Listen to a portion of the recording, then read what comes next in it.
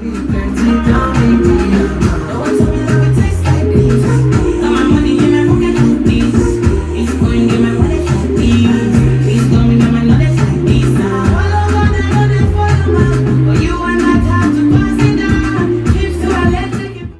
guys, welcome back to my YouTube channel. It's been a minute.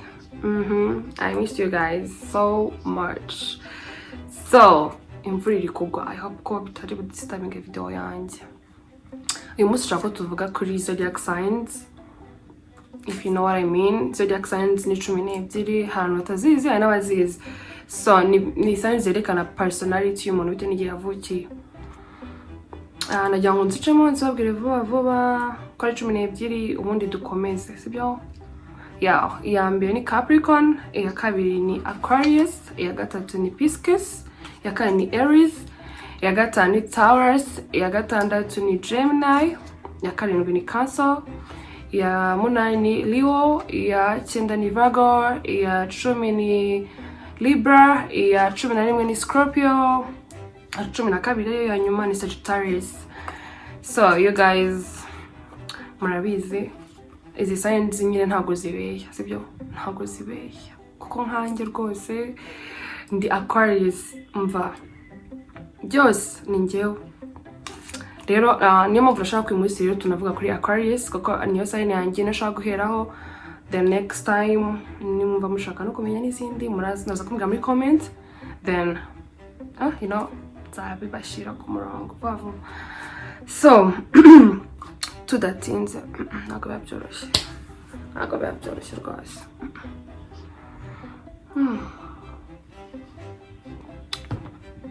Tudatinze, let's start. So nateguye umusabwa point 15 ku kijyanye na personality y'abantu ba Aquarius. Aquarius ni abantu bavutse guhera Jan 20th kugera February 18th. So bivuze ngo mu kwa mbere tariki 20 kugera mu kwa kabiri ku tariki 18. Ngiye mvuka mu kwa kabiri ku tariki 7. So I'm there. Rero n'undi muntu wese wumva ari muri iyo zone nawaze kwiyumva. Let's go. So iya mbere iravuga ngo ni abantu bari free thinker, so like n'abantu bari open minded. Urumva n'abantu bahitamo kwifatira ama decision yabo, ntabwo bakunda umuntu ufatira decision. Kandi ikindi, they don't like to judge a book by its cover. Like bari open minded, bari kanyine ikintu kikaba bakavuga ati this is it. Ntabwo ari abantu bahita bahubuka judging abantu, you know what I mean guys, I know come with. So iyo ni fact ya mbere. Ya kabiri rero, ya kabiri ni abantu ya kabiri, they have this angry side of theirs. Like dufite side itari nziza. Please don't try us, like don't push our button kuko hari ukuntu nyine umuntu ashobora kwiyenza kundi nyine akamutera umujinya cyangwa se agatuma arakara akagera ku rwego rw'uko nyine twebwe ntabwo turakara ku kanya, ariko iyo umuntu akomeje gupushinga nyine ku kintu utashaka cyangwa utari kumva neza, iwana turabasting. Ya side yacu mbirayita iza hanze kabisa, nta miyaga tutukuyereka period. So please do not push our button. Ya ni ya kabiri. So ya gatatu, Aquarius, they like music so much. Ikintu cyose gendanye n'umuziki umva, I'm telling you, gendanye n'umuziki, event, ibintu byose uzaba usanzwe nyine ni muziki. Uzasanga bafite ama headphone and bari bacuranze umva. Tumenye ibyari byo nyine ni Aquarius. Dukunda umuziki cyane pe. Icya kane, we are not very good liars. Like we don't lie at all. If you know me, murabizi pe ikintu kijyanye no kubeshya ntabwo rwose kubeshya ntabwo ari ibintu byacu. Even if wari situation ushaka kugiramo biba ngombwa kubeshya, we don't. Dusitamo kwicecekera nugira icyo uvuga. just like that. Ntabwo risk zo kubeshya rwose dushobora kuzifata. Wapi? Wapi? So iyo ngiyo yari ya kane.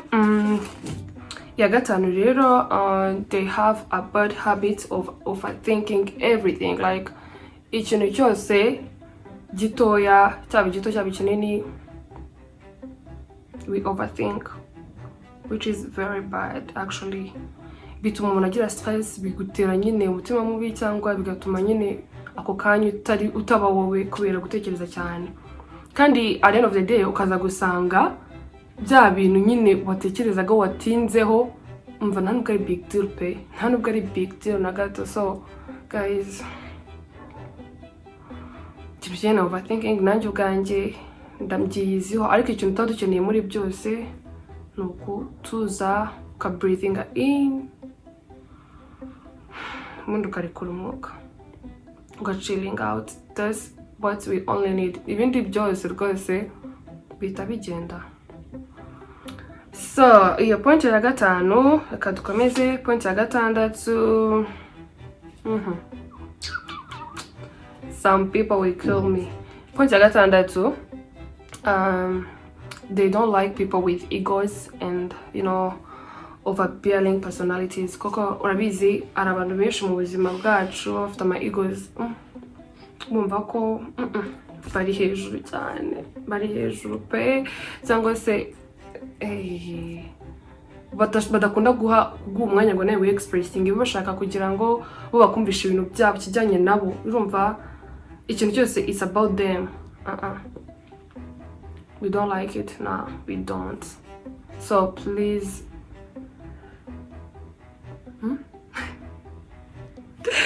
twubahane. So abantu b'amayigozi tuyashyire hasi kugira ngo rwose duhuze. Sibyo nshuti zanjye, duhuze. Point ya karindwi, hey, we are very careful about who to be friends with. Yeah, that is a fact. Kuko rwose kigiye no kwizera abantu kiri hasi cyane. So we are very careful about it. Ikindi kuri iyo point no kugira ngo tugire inshuti nyinshi, za nshuti muzi bigare nyine ziba ziri aho, uhitamo inshuti imwe ebyiri ziba ziguhagije, wizeye, wumva ko they got your back. It's quality over quantity for us. Just quality. Ibintu by'abantu benshi, please, we can't. Anyways,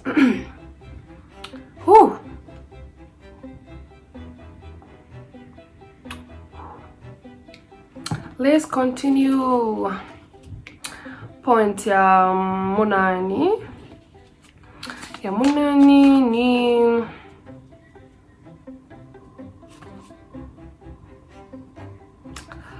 we are very emotional. Yes, we are. Ariko nyine we don't like to show it. We don't like to show it. So akenshi iyo turi muri iyo tuba dushaka ko tuba twenyine, uri ku ruhande ubitekerezeho, taking your time, numara kumera neza usubire muri your normal life. Ntabwo dukunda umuntu wensista ushaka kutwinterrogatinga iri muri iyo situation. So nubona umushuti wawe mu Aquarius ari ameze gutyo, ujye umuhereza time, umureke abanza tuze, then wongere mukomezanye, sibyo? Kuko ushaka kumubaza ibintu byinshi ari muri situation birashobora kurangira kurakariye cyangwa se bigenze uko ndi konje. So guys, mujye muduha time. So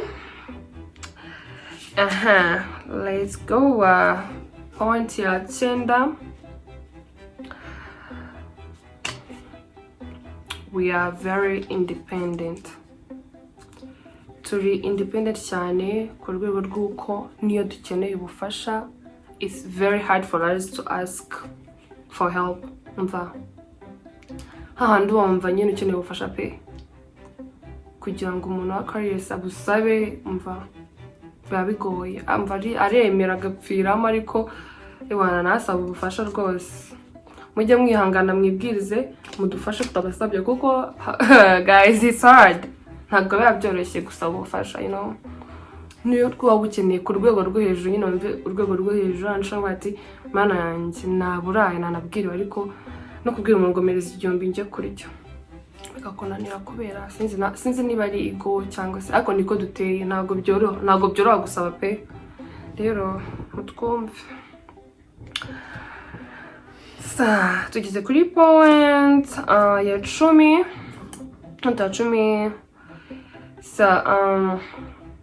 we are good at embracing change.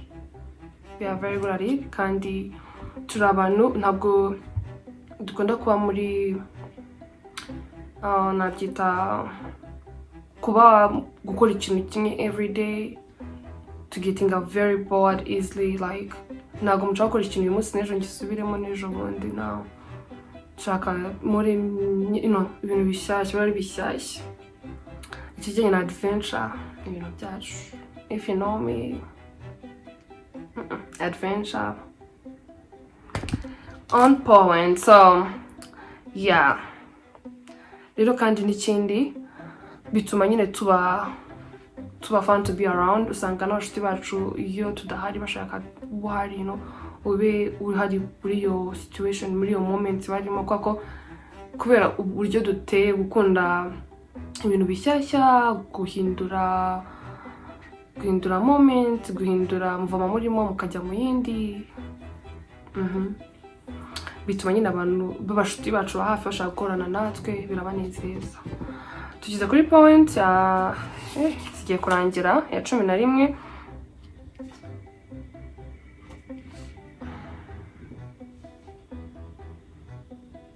Iyi point rero guys, point ya 11, this is my point.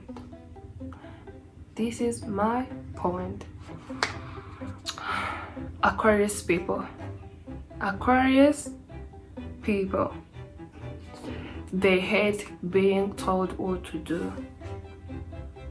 Who loves it? Nta muntu n'umwe ukunda ko bamubwira ngo ukore iki. Simubizi, umuntu wese abashaka kwibwiriza, umuntu wese abashaka gukora ikintu kimurimo, ariko noneho suzi nk'ibyo ukora nk'ikintu umuntu akahita akubwira ati umva wakoze iki, you know the feeling, uhita wumva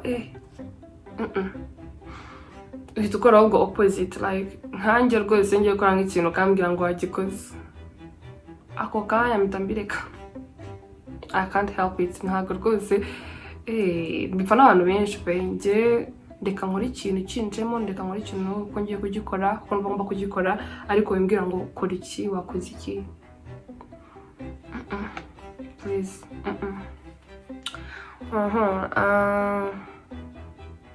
Point ya 12, Aquarius people, they are not afraid to try something new. We are always open for something new, like we want to try something new, we want to come up with something, undi muntu ari wese ataratekereza atarabona, niyo point ya 12. Point ya 13, Aquarius people, they are great listeners. Icyo nicyo Aquarius usanga akenshi n'abashuti bamukunda kuko barumva, ni umuntu ushobora kuganiriza ufite ikibazo akakumva akagutega amatwi akanakugira inama cyane pe, inama nziza. Icyo nicyo excuse bakugira inama guys, ntabwo byoroshye. Nshaka kuvuga ko they are always there for their friends. Nyine usanga ikibazo cy'umushuti wawe wakigize ikibazo cyawe, So point ya 14, they are always willing to give their friends, a second chance. Like everyone, a second chance. Everyone deserves a second chance because turabizi. Ariko bonyine hari n'abantu badatanga second chance pe turabizi cyane, ariko twebwe we are always willing to do so. Mbonera mbwire n'abantu rwose tutabanye neza mu myaka yashize, please come back, I'll give you a second chance. Ntago ibintu ukuntu umuntu agira hard time akarakara, ariko byose birangirana n'igihe guys, ibyo twese turabizi, which is very good. Rero everyone deserves a second chance kandi kuri twe biratworohera kuba twabikora, you know.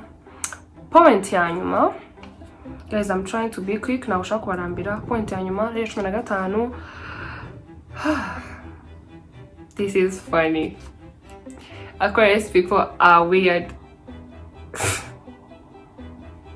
Guys, we are weird. Like sometimes I do monakora ikintu. Okay, Aquarius people I do monakora ikintu mvukibaza impamvu agikoze bikagushase bari kubikorera iki. Ari nicyo kuvuga se uyu muntu yaturutse kundi mugabane, bavuga umugabane w'umubumbe another planet. So we are very weird. Anyways, he wants to be normal. Nobody wants to be normal. So guys, iyo niyo yari point ya nyuma. I hope you enjoyed the video. Butabwo muraza kunyandikira muri comment section mumbwire niba mwabikonze, mumbwire namushaka indi video ivuga kuri zodiac signs, mumbwire mushaka kwezi, then I'll be there for you. So please guys, subscribe, like and share for me, and you know, show me some love. Please show me some love. Anyway, see you in my next video, and it's coming soon. And get me to 1,000 views and 500 likes, then my next video is out. So guys, please show me some love. Show your girl some love. Yeah guys, so make sure you do all of that. I want to go say weekend the next. Ciao. I love you.